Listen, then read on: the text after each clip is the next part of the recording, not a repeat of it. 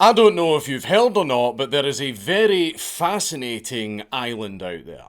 An island that one would call weird. A sunny paradise full of Polynesian people and the archetype of children's drawings of a generic exotic tree. Perfectly placed to be of great strategic interest to the bad guys of World War II. An island that has fascinated my staff a great deal. Because nothing that you think you know about it is real. Yeah, it turns out that a lot of stuff from and involving this island is completely fake. You've all been pestering me about it for months to make a video about a weird island, so here it is. And I'd hate to burst your bubble, but Hawaii's fake.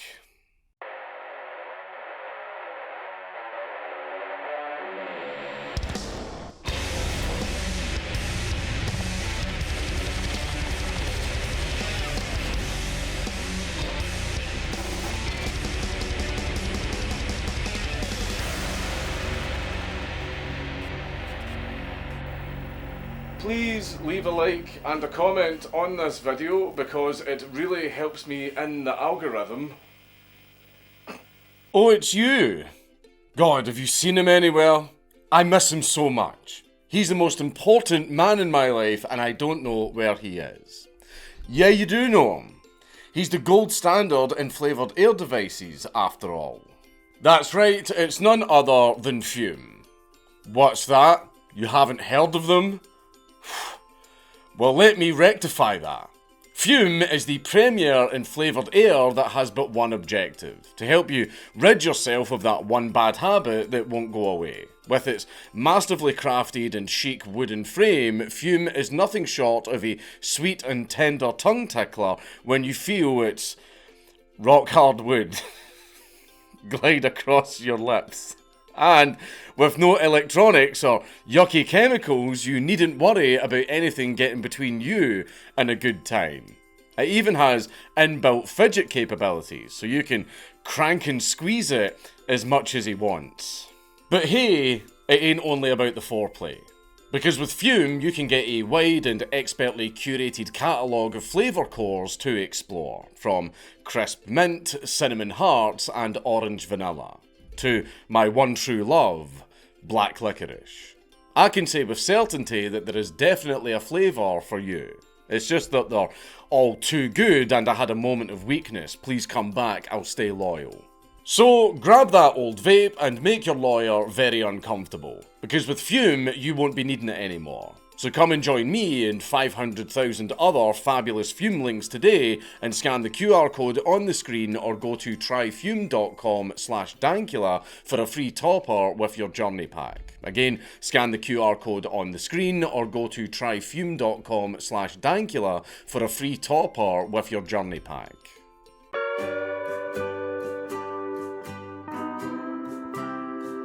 Before we get started, I know I'm going to sound like a bit of a pedant at first, but the intent of this video is far from just aping that one subversive horrible history song. Just bear with me as we get the clickbaity part out of the way by going through all of the Hawaiian stuff that isn't actually even native to Hawaii, but is actually Polynesian TM. Or it's a foreign invention that the natives adopted, or it's based on stuff that colonizers brought over in the last few hundred years, or it's stuff that was just flat out made up for tourism. Bluntly putting it, Hawaii doesn't actually have a culture.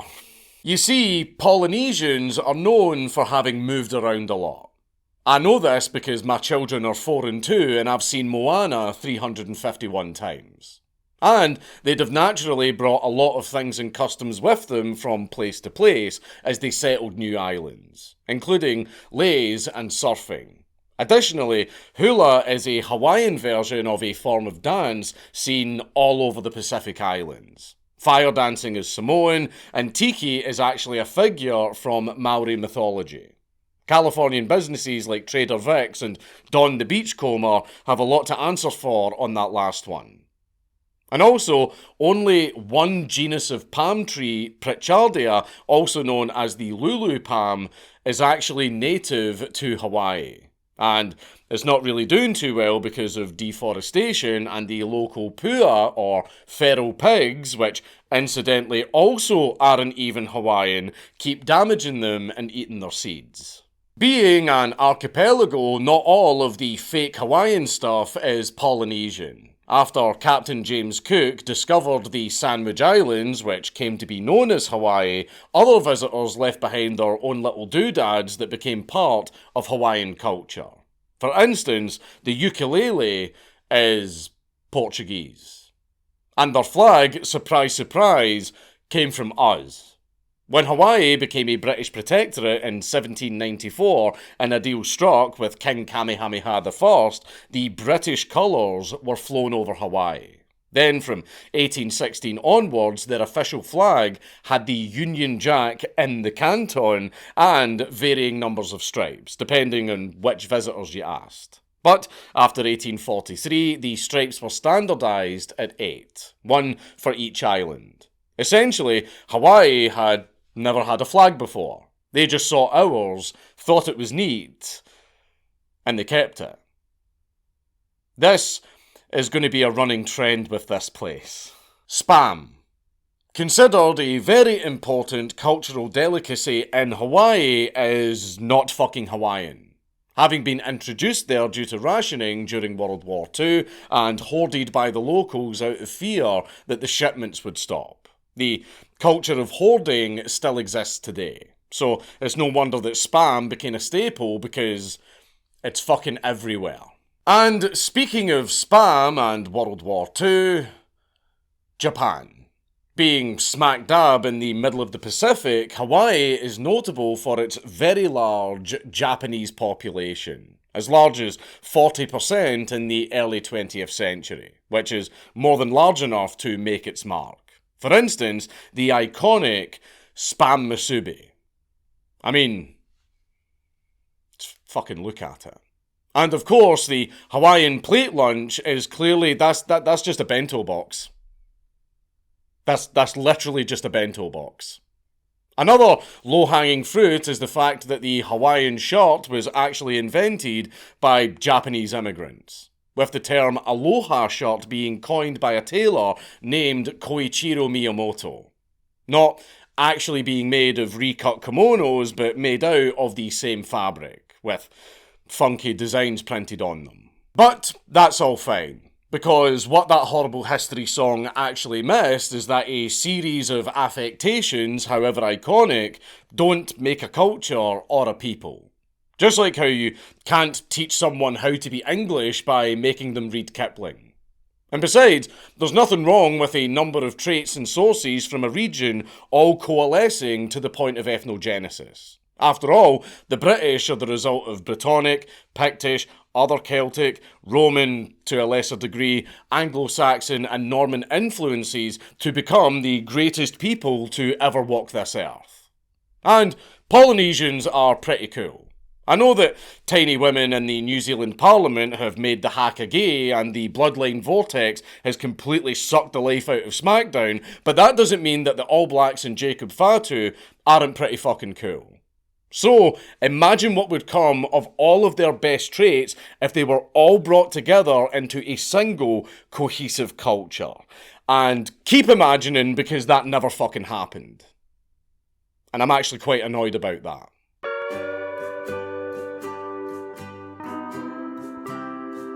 Before Western cultural mores took hold, Hawaii was governed under the kapu system, which was a series of taboos, the breaking of which was punishable by summary execution. The most relevant of these taboos was that women couldn't eat with men, and they also couldn't eat pork, reef fish, or bananas. But what's interesting is that the kapu was suspended for a mourning period between a chief's death and his successor taking power, giving rise to a great degree of every kind of vice and licentiousness that Slanesh would want, including co-ed banana eating. It's weird that that's both a euphemism and also literally what happened. All of this was allowed. Because, one, the people were considered to be so out of their minds with grief at the death of their chieftain that such heinous acts were excusable. And two, for that period, no one officially had the mandate of heaven. So, who was going to enforce the law and stop them? Most importantly, the first act of the new chief, who was sequestered away from all the debauchery during this period, was to reinstate Kapu as a way of formally taking power. But Kamehameha II just didn't. He wanted to, but his ascension to the throne saw his power very diluted by power grabs by some relatives. He was also fairly weak. A playboy gambler who liked drinking, military trained but no warrior, raised to rule but not really a statesman. Therefore, he was undermined by his father's favourite wife, the very picture of the Longhouse's devouring den mother, Queen Regent Kahuhumanu. Kamehameha II was absolutely longhoused as, after a series of manoeuvres, he was practically forced to sit down for a meal with Kahuhumanu and his own mother. Not wanting to enforce Kapu and kill the latter, the edict was instead spread that the Kapu Code had fallen. Billions must dine. Also, this extremely important piece of Hawaiian ancient culture was destroyed by women. Now, there's something that all cultures actually have in common. With the Kapu Code gone, Christianity arrived to take its place, and American missionaries and settlers basically made Hawaii liberal. The luau actually came in the wake of the collapse of taboos around communal eating, developing as a feast of stew consisting of meat, coconut milk, and the key ingredient that gives the feast its name, taro. Funnily enough, while Kahuhumanu converted to Christianity, Kamehameha II didn't, because he liked his harem of women too much. But he was less of a trad holdout than the last gasp of a culture that had just changed forever. And its governance was next.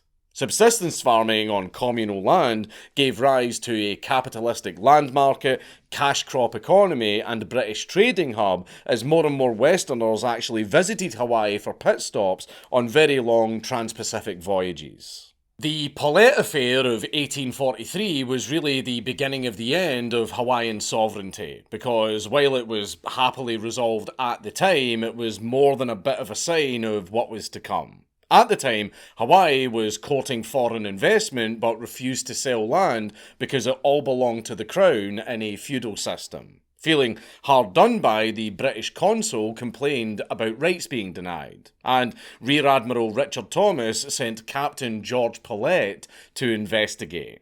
Paulette contacted Kamehameha III to get to the bottom of things and requested an interview. When Kamehameha responded by sending an American envoy instead of meeting with Paulette himself, the latter took that as a personal insult. He accused the American of faking Kamehameha's correspondence, and he just literally annexed Hawaii over it. Then, Kamehameha sought help from the Americans to undo this by appealing to London. By the time word had reached Thomas himself, Chinese whispers had taken hold. So he sailed to Hawaii to meet Kamehameha personally and see what was going on. And he essentially responded by saying, Paulette did fucking what? And he ended the occupation of Hawaii on the spot. Then Britain and France signed a declaration essentially protecting Hawaii's independence from themselves. The Americans were also invited to sign it, but they refused. In the business, we call this foreshadowing.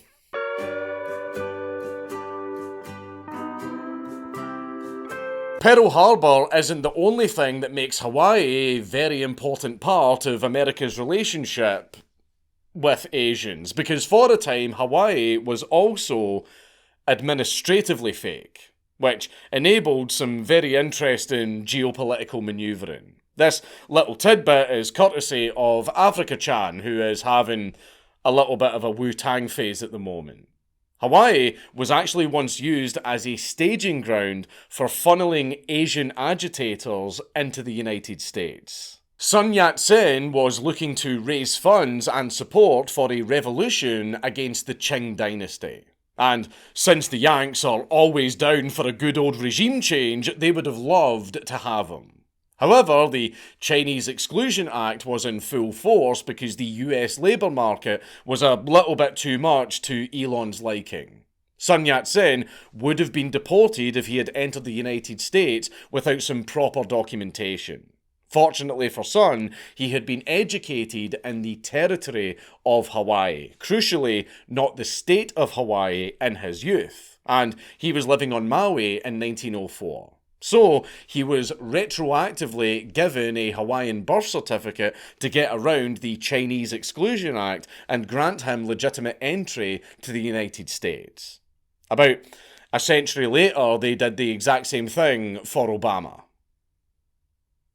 Allegedly. But to rewind a little bit. Remember when I said that Hawaii developed a westernized labour market? Well, that's a result of a huge edict called the Great Mahele, a land reform carried out in 1848 by Kamehameha III, from a feudal system to a more free land market. Sort of.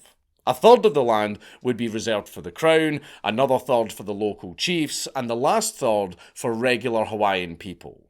The intention was protectionism, ensuring that the natives would maintain their right to their own lands. However, huge amounts of it were auctioned off to the Americans and corporations by the Hawaiian government. Many of those Yanks had been born in Hawaii as the descendants of settlers, so one could cope that the land was still owned by Hawaiians. And let how that turned out be a lesson in how civic nationalism is the kiss of death for a nation and a people, but let's not go on that tangent.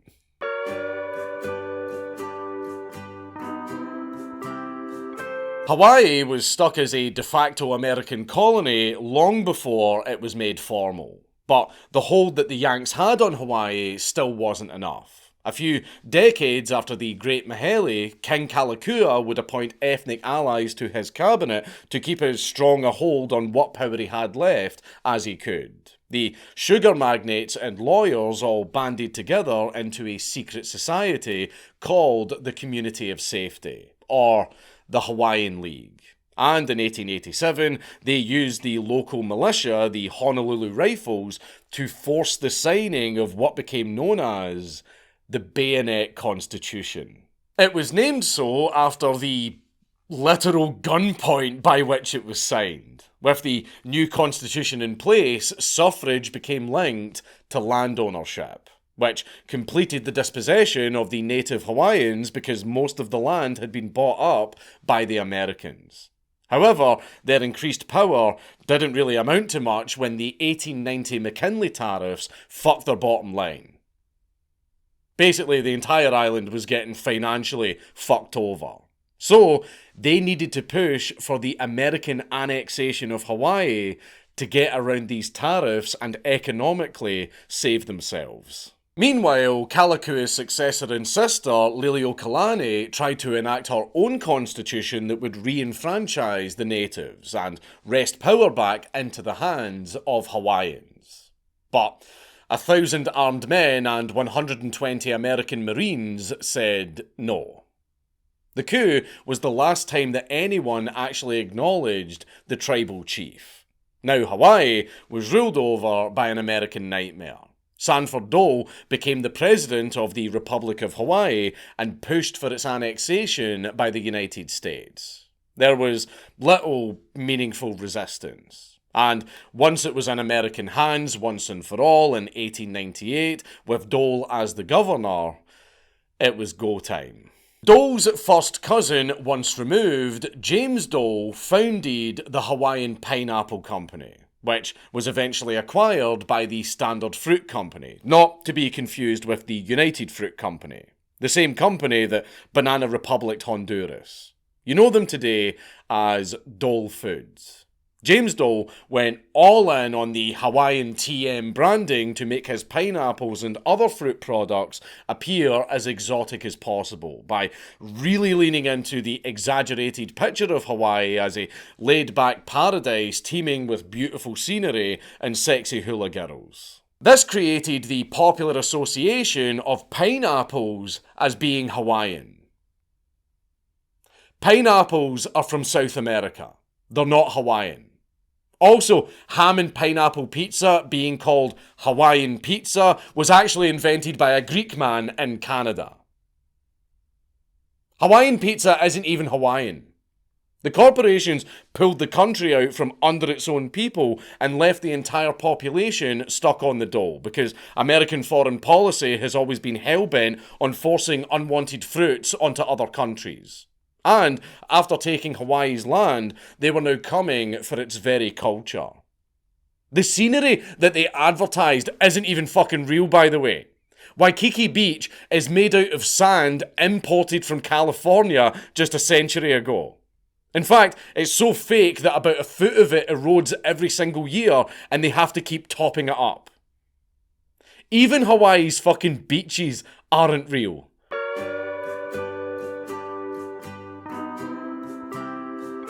So, what's the point of this video? We've covered the low-hanging Reddit tier pedantry and we've discussed how Hawaii fell victim to American imperialism, but those aside, what makes Hawaii so painfully fake? Well, it didn't have to be this way. Hawaii could have transcended its Polynesian roots and developed into a proper cultural ethnogenesis. However, two things happened. One, Hawaii was forcibly Americanized as many of its practices were banned. And two, the Yanks changed their minds. Why, you might ask? Well, the pineapple industry in Hawaii isn't anything like what it used to be.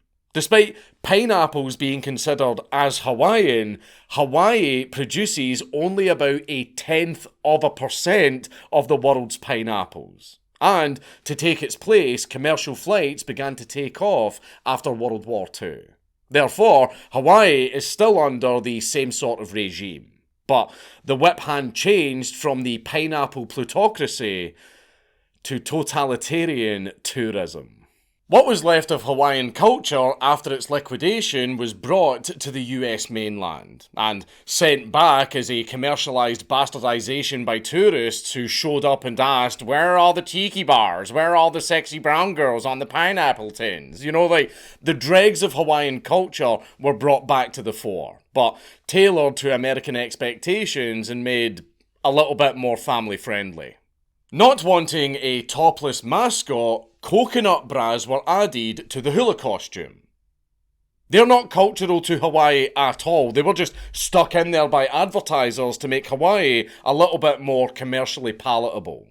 And it just makes it look insultingly cartoonish. And grass skirts that emphasise swaying hips weren't actually hula dresses. They were just grandfathered in after being sexualised by servicemen during World War II. Apparently, they loved a bit of bush. So, a lot of the things that people know about Hawaii, like the very first things that pop into their head when Hawaii gets mentioned, were all just exaggerated or completely made up marketing or advertising for either tourism or fucking fruit and aren't even part of their culture. This sort of thing is essentially why a lot of Scottish people don't like Braveheart. And why the Kazakhs do have a good case for hanging Sacha Baron Cohen in the street. Now, to be fair to the Americans, the Hawaiians really did themselves no favours at the 1893 Chicago World's Fair, where they danced and played music adorned in flowers and grass skirts to lean into the stereotypes. I mean, you kind of have to when you have only limited scope to represent as much of your culture as possible, even if a lot of that culture was completely made up by advertisers. Countries hosting the Olympics tend to do the same thing in their opening ceremonies. However, this performance only began the Western Flanderization of Hawaiian culture. Not only is there the problem of California and its consequences with all of the kitsch tiki bullshit, but the word aloha, which is steeped in different contextual meanings like the Polish kurwa but wholesome, is now just a stock word that tourists say to feel cultured. Like boomers saying gracias after ordering tacos. And luau's, still privately conducted dinners by Hawaiians on special occasions, are now practically themed cabaret for the public, including singing, dancing, and plenty of other Hawaiian TM culture that you can buy tickets for every single night, even though under the original Hawaiian kapu code, that shit wasn't allowed. And as if this couldn't get any worse, the Hawaiians who aren't enslaved by the tourist industrial complex don't even get to stay there because they have been priced the fuck out of ever owning any property in their own homeland. If you think the pantomime in Hawaii is a humiliating farce, bear in mind the fact that there are more Hawaiians in fucking Las Vegas than in Hawaii. But I suppose this is a bit appropriate considering the fact that fellow vaguely ethnic-coded entertainment slave Elvis is also heavily associated with Hawaii, after all of those movies that he made. Now, not to clutch pearls about cultural appropriation, but this is it. This isn't a Hoya Heya headdress for Halloween or a Chinese prom dress that exists in a vacuum, but an active throttling of a culture and repackaging it as a consumer commodity. At this point, Hawaii is little more than a cultural brothel, except the pineapples don't make it go down any easier. Their economy is basically just tourism, which is shucking and jiving for mainlanders, real estate, which is selling second homes to rich mainlanders for far, far more than the natives could ever hope to afford, agriculture, which is relying on cash crops instead of growing actual fucking food, and the military, with Hawaii being America's Kaliningrad. Funnily enough, Hawaii was actually almost Russia's Kaliningrad, but we don't have time to get into the Schaefer affair. They'll find a warm water port someday, don't worry. Sure, the coups and annexations by the United States were illegal and actually fought by Cleveland when he was in office, but the entire history of those islands is a case study of the Schmittian exception. It says a lot that the only palm trees that are actually native to Hawaii are critically endangered, and all of the other ones that you see there all over the place were actually brought and planted there from abroad.